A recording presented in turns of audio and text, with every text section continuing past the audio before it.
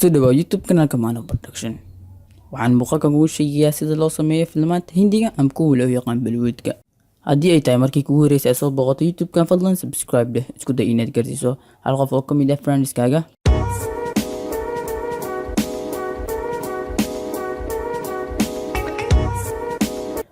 Haddii waxaa la sheegayaa qaababka ay u jilaan filmaanta, taas macquul maahan oo sababtoo ah waxay qaadanaysaa muddo dheer oo waxaa la kala sheegayaa ama la kala soocayaa qaababka ay u jilaan filmaanta, sida loo jilo aktaryaasha, qaababka la adeegsanayo, sida loo sameeyo. Taasina ma suurtagelayso sababtoo ah aad ay waqti u qaadanaysaa. Waxay u baahan tahay muuqaalo badan in laga sameeyo. Balse muuqaalkan waxaan ku sheegayaa qodobada ugu muhiimsan ee markii la sameynayo filmaanta Hindiga ama Bollywoodka, taas oo diiradda saaraysa ama adeegsanayaan markii ay sameyn rabaan filmaanta. Muuqaalkan kaliya ayaan kugu tusayaa hadda, balse muuqaalo kale waa ay jiraan oo aan ka sameynayo oo weli aan wado. Waxaan kasoo dhigayaa kor meelahan kor si fiican ugu fiiri. Okay, marka muuqaalkan kabogasho wacan. Taariikh walba ama film walba markii la sameynayo waxay marayaan caqabado ama waxay la kulmayaan dhibaatooyin ama qaar ayaa jiro oo isla markii ka faa'iido markii filmaanta soo saaraan, qaar oo laga yaabo markii ay filmaanta soo saaraan ba lacagtoodii iskeenaysay, qaar oo laga yaabo inay adigu ay lacagtii geliyeen lacag ka yar ay soo saarto. Sababtoo ah kuwaas waa filmaan oo qof oo meel soo fadhiistay. Adiba hadda film waa jili kartaa oo haddii meel aad fadhiisatid waxaad qabsanaysaa warqad, waxaa qoraysaa markaas wax ayaa qoraysaa, after a dhow waxa niida iskaasiisa ayaa qoraysaa, waqtiga ku luminaysaa, maalmaha ku luminaysaa. Hadhow marka waxaa dhahaysaa anigu filimkaas ayaan rabaa in la sameeyo, qof ayaa maalgelinaya filimka, sababta markaas ka bacdin saas ayaa filimka ugu soo saarmanaya. Qaar oo fiction ama qaar waxaa jiraan oo non fiction iyo fiction oo macnaha kuwa been iyo kuwa aan been ahayn oo wax dhacay xaqiiq ah. Filmaanta markii la eego kuwa aan non fiction ahayn ayaa aad u fiican oo wax dhacay maahan, oo sababtoo ah kuwa xaqiiq ah maahan oo macnaha wax dhacay oo la hubo waa qof oo wax maskaxdiisa ka soo buuxatay oo qofkaas ayaa meel u fadhiistay, ayuu sheekadii qortay, ka bacdi markii sheekada ayuu soo saaray. taas marka waxaa la dhihi karaa dad producerka ama loo yaqaano ay raadeen directorada iyo kuwa writingka qoro filmaanta ayaa hadda ku kala sheegaya iyo sida ay u kala baxaan. Markaas waxaa la dhaho director ayaa jiro markii filmaanta la jilayo camal oo maqashiin badnaa ama filmaanta markii soo galayaan ayay ka bilowdaan.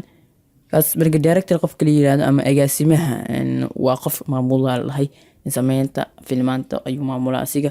sidoo kale wuxuu uu maamula lahay directorka ama agaasimaha qaab filimka loo jilayo, macnaha markii filimka la jilayo farshaxanka ahaado, sawir qaadista ahaado. sidoo kale waxa uu hagaa ama uu maamula lahay jilayaasha iyo aktarada iyo dad walba oo ka qayb qaadanaya la filimkaas si u jilayaan ayuu hogaa ama rulkooda ay ka qaadan lahayn filimkaas ayuu hogaa. kaas waxaa lagu magacaabaa director ayaa lagu magacaabaa.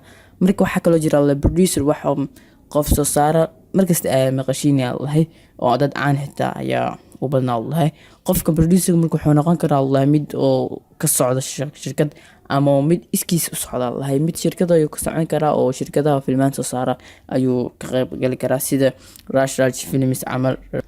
marka ninkaas waa uu jiraa, dadkaas camal way jiraan oo producer oo shirkadaha gooniyaas ka socdana waa jiraan oo ay kaligood socda asiga oo noqon kara ayaa lahay mid aan qosaynin lahay shirkad ama wax oo guda soconin, waa iskiis ama kaligiis ayaa wato oo maalgelinayo, lacagta ayuu ku maalgelinayaa. kuwa kale ayaa jiro ama waxay noqon karaan kuwa ka shaqeeya madax banaan oo shirkad aan u shaqeynin. marka waxaan rabaa inaan ku kala saaro farqiga u dhaxeeya kan soo saara filmaanka iyo kan isku duwa qaabka ay actorska u jiraan filmaanta. haday waa kasoo hadlay xooga kor kan soo saara filmaanta iyo kan oo isku duba qaabka ay u jiraan filmaanta dadka ama actorada. kaas waxaa la yiraahdaa kan oo isku duba director ayaa la yiraahdaa. kan kale filmaanta oo soo saara oo maalgeliyo ama shirkad ahaato ama qof iskiis u socda ahaado, kaas ayaa waxaa lahaa producer soo saara ayaa lahaa. taas ay la garateen ayaan filayaa. marka hadda waxaan u guda gelaynaa mawduuceeni yahay markii la sameynayo filmaanta. markii la sameynayo filmaanta ama filmaanta Bollywood ka ahaadaan waxaa la isticmaalaa ayaa lahay 3 qaybood ama 3 hab oo waaweyn. 3 hab mid kasta ahmiyad ay leedahay. hadda aniga waa ku soo koobaya oo kaliya kuma sii faahfaahinayo. muuqaalkan hore ayaan kuu soo sheegay ma ahan sida loo sameeyo filimka oo dhan waxa kuu sheegaya keliya sida qaababka isticmaalaya markay filmaanta sameynayaan ama waxay ugu magac daraan. kow waxaa jira wallahi wax ugu magac daraan ama af qalad ay ku yiraahdaan pre-production oo laga wado ka hor ama in la soo saarin pre-production sawada garanaysan.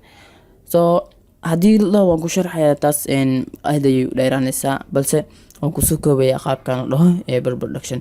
mashruuc waaye ama mashruuc oo diyaarsan oo qof wax soo diyaari ahay ama shirkad ahaato ama qof soo saar fal ku leeyahay oo la maalgeliyay oo actor la maalgeliyay camal waaye. pre-production ayaa la wadaa oo shaqadii markii bilaabo rabtaba hooshii filmaanta sheekadii wixii dhan ay diyaar tahay Allah pre-production ka hor ayaa filmaanta ay ku magac daraan Allah. Kabacdi waxaa jira Allah marka qaab kale oo lagu magac daro production. qaabkan dad badan waa yaqaaniin dadkiina dhan waa taqaaniin qaabkan ayaan filayaa. production waa wax soo saarka marka waxa la xiriiriyaa Allah asiga markii filim la soo saarayo ha ahaato wixii dhan oo qaabka labaad ay noqonaysaa wixii dhan waa diyaar filimkii isla productionkiisa ayaa socdo. hadda waxa weliba markaan u dhib badan tahay directoryaasha filmaanta markii ay hagayaan markaan ay tahay inay muujiyaan hawlkarnimo. marka waxaa jira qayb kale saddexaad oo lagu magacaabo post production.